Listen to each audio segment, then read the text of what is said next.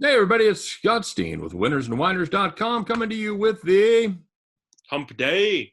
edition of Today in Sports Betting, MLB style. Doing it with Scott Reichel. I didn't call you the Humpy Humper or whatever it was. I don't even know what you called me the first time around, but never Humper, do it again. Taking a look at the MLB schedule here, by the way, if you guys didn't catch our NBA show, we've got that one posted as well to give that one a listen. Scott, we're going to take a look at a couple of National League West teams here today. Those are a couple of our more interesting plays. Starting it off with the Los Angeles Dodgers and the Houston Astros. No trash can banging in this one, Scott. That's actually kind of important because it seems like the Astros can't exactly hit Dodgers pitching without some trash cans. Yeah, they didn't do well in this one here today, or last night rather, as Clayton Kershaw bargain basement price, Scott. Bargain basement price. What do you end up going at? Minus 125 or so? I think it was like a minus 120, but it's the cheapest you'll see Kershaw probably. I can't think of his career. How many times you've seen shorter numbers for Kershaw? Not many. Be on a short list. He actually, he ended up going off in the mid-teens, bud. Opened up at 130, and you could find that at 113, 114. Thank you. Yeah. Thanks very much. Appreciate it. Good job. Greinke wasn't even bad, but it's a bad sign if you had money on the Astros when you've only allowed one hit through four, and you're down 2-1. Ouch. Not good. Doesn't get any better for the Astros either, Scott, as Trevor Bauer goes in this one against Garcia for the Astros. Trevor Bauer, Scott, I don't know. I don't understand these lines. I got to be honest with you. I mean, I know Houston has some cachet. They've been playing better lately. Houston's at home, whatever that means. Yeah, opened up at 133, and that's pretty much where it stands at Pinnacle. Yeah, give me Bauer. Yeah. I don't know how else you can look at it. You can make an argument and say, well, the Astros might bounce back or something. Dodgers had not been playing that well. The answer is yes, they have. People looked at the Dodgers and thought that the world was falling apart because they struggled. A baseball team slumped for about a week. Never happens. It was a little longer than that. You know what I mean, though. Point is, it was about a week and a half, got blown out of proportion, and then the Dodgers woke up and realized, wait a second, we are still probably the most talented team in the league, and they have buried teams ever since. You look at how the Dodgers have played, they are in the middle of a pretty large winning streak. They have won 8 straight. They've won 8 in a row. They've won 12 of 13. I'm not stepping in front of them. No, we talked about it yesterday. This was an Astros team that dumped 3 to Texas. Texas, Scott. They're in bad form, and if you look at the pitching matchup here, Luis Garcia, not terrible, 2-3, 3.38 ERA, 1.1 WHIP. I mean, it's decent if you're going up against a mediocre pitcher. You're against the defending NL Cy Young winner who's been insane this year, sub-2 ERA, 5-2. People might not like Bauer because he's a character. Guy can pitch. I'll tell you that much. Guy can pitch. Yeah, he's sub 1 WHIP, and he's been even better over his last 3.93 ERA, 0.72. Yeah, he's nuts. And he pitches deep into games, Scott. It limits that exposure to the somewhat questionable, at times, Dodger bullpen. I don't think people would view him this way, but Bauer's probably a top 5 starting pitcher in the league. I don't know why they wouldn't view him that way. Just because he had the 1 year, and you can argue it was kind of fluky because the first part of his career with Cleveland wasn't exactly the greatest in the world. But right now, I think he's easily a top 5 starting pitcher in the league. Well, he won a Cy Young. So. Correct. I'm saying it was a shortened season, so people might have been questioning if he can sustain it for a full season, a full 162. But I never bought into that narrative. I just think he's a great pitcher. Yeah, as a Royals fan who saw Trevor Bauer frequently, I never had any such narrative in my head. I knew he was a good pitcher. Yeah, but you're looking at the pitching mismatch, the talent mismatch, the current forms of both teams. I don't think if we playing this game on Mars, I'm taking the Dodgers minus 130. Really good price, and you know what, Scott? I'm not afraid to. I'm not afraid. Run line might be worth something. That's what I'm just going to say. I'm not afraid to take a little run line sniff at plus 120. Sure, why not? I'm trying to think if that's actually a good deal or not. You're getting about 60-something cents in change. Yeah, you're getting 54 cents in value, at least on Bet Online. It's minus 134 plus 120. I don't know It's where about right. I don't know where the Astros money comes in, but then again, I don't know where the Astros money came in yesterday. No. Yeah, well, it's Greinke. Zach Greinke, he's good, and he was. Yeah, he was fine, but We also mentioned the fine. Okie doke on the under. Yeah. Game went Yep. over. Yep. Yes, it did. Yep, I'm with you on this one. I see Bauer. Yeah, I'll play the run line there at plus 120. I'll give Bauer 7 innings, 2 runs. Yeah, I think that sounds about right. And let's stay in the NL West, Scott. Talk about somebody who will always be near and dear to my heart as a Kansas City Royals fan, and that is Johnny Cueto. Johnny Cueto brought over in midseason in 2015. Didn't exactly distinguish himself during the regular season, Scott, and went into the playoffs and turned into playoff Johnny. It was very, very good. So I will always give Johnny a pass. I always like Johnny. He is pitching against the Arizona Diamondbacks tonight. San Francisco Giants still having an unexpectedly fantastic season, even though they've dropped out of first place. Cueto's been good. Cueto's been good. Cueto's nothing. Had some injury issues, but he's been good. Nothing wrong with Johnny C. Yeah, and that's gonna happen. That's pretty much Who he is.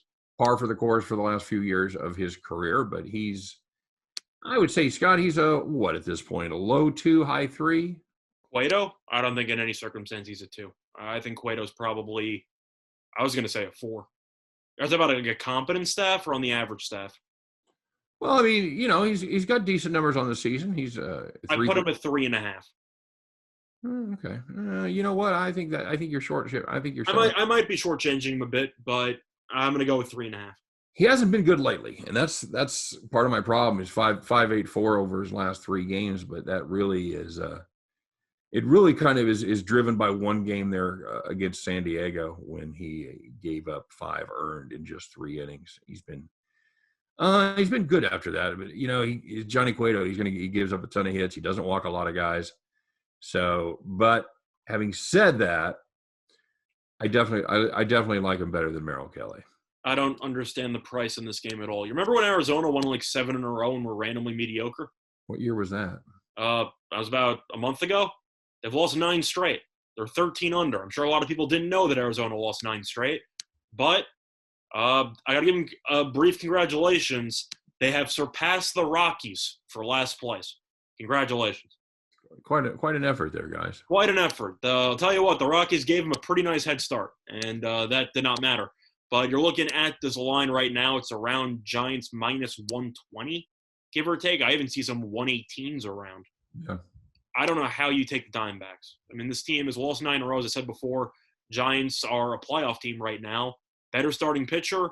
The lineup's actually been performing pretty well lately. Look at San Francisco. This team has scored at least 5 in each of the last 2 games, which doesn't sound that impressive with the Giants it is.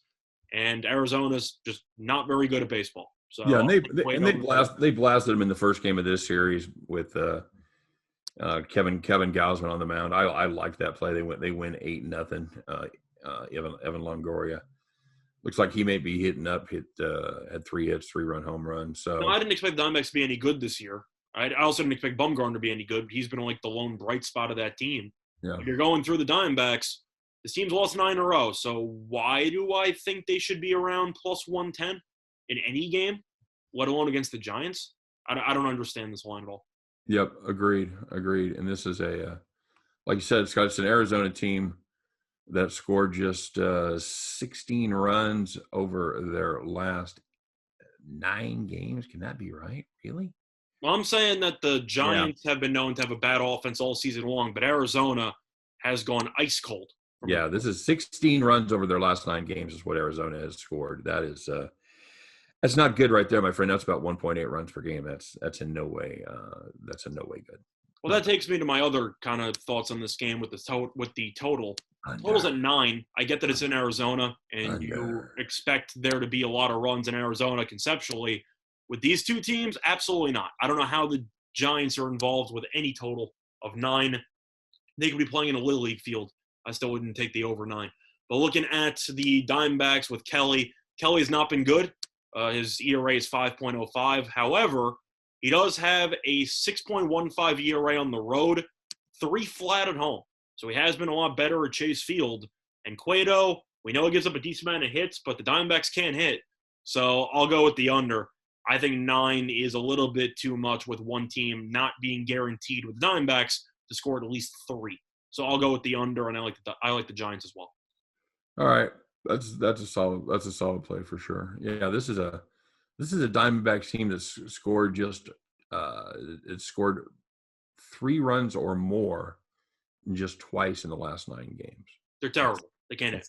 That's terrible. Yeah. So. All right. Anything else get your attention on today's card? I was right yesterday involving the Yankees. I faded the no-hitter once again, 5-1 on the year. Right. You need more. Really nice. More no-hitters, buddy. Yeah, I need more no-hitters so I can fade the pitcher the next start after, which has worked out well. But I see Smiley against Pivetta. Totals at 10. I think you know where I'm going. I like the over. Pavetta's king run support. That's not named Jack Flaherty. And Smiley's not very good. Plus, you got those offenses in Fenway. I see runs opened up at 9.5. It's already at 10, even 10.5 in a spot or 2. I was going to say, hurry. You want to get 10, you better hurry. I'm going with the over. I see runs and runs aplenty. You? By the time this plays, there ain't going to be no 10s left. I'll tell you what, at 10.5, I still can't really say no because Pivetta, we both know he's not very good as a pitcher, but for whatever reason, the Red Sox really like him because they score a lot of runs for him. And I see a pretty interesting Little League game breaking out between them. Other than that, I like the first 5 under in the Rockies and Mets game. Stroman's been very good. We've talked about DeGrom and how he gets no run support. Stroman actually gets less run support than DeGrom this season. So, the Mets can't hit, plus half their lineup is injured. So they really have a AAA roster in there for about half the lineup. Meanwhile, the Rockies, they can't hit on the road. They've been playing better lately, but they still can't hit. And Marquez, who has been pretty bad this year, did have a good outing in his last appearance. And it's mostly just fading the lineups because the Rockies on the road are useless offensively.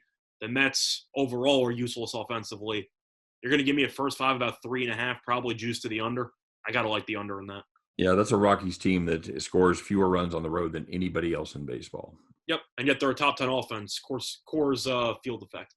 Yeah, absolutely true. So, you have any games? You have any other games you like? My instincts tell me to fade the Royals, but the price is just a little too strong.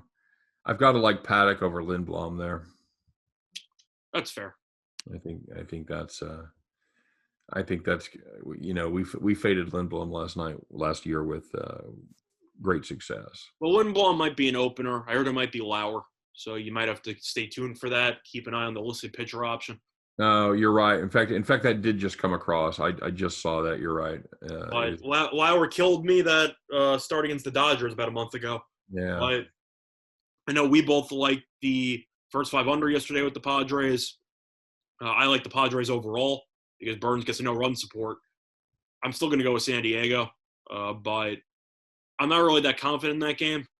I'm not really going to get involved in it, to be honest. But if I had to look at a side there, I would have leaned to San Diego.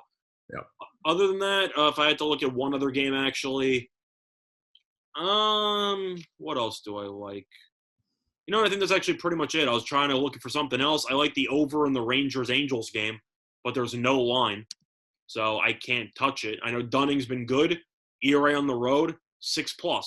You look at Canning, ERA at home, 6+. These teams' bullpens aren't very good, so I see runs. I'll take the over.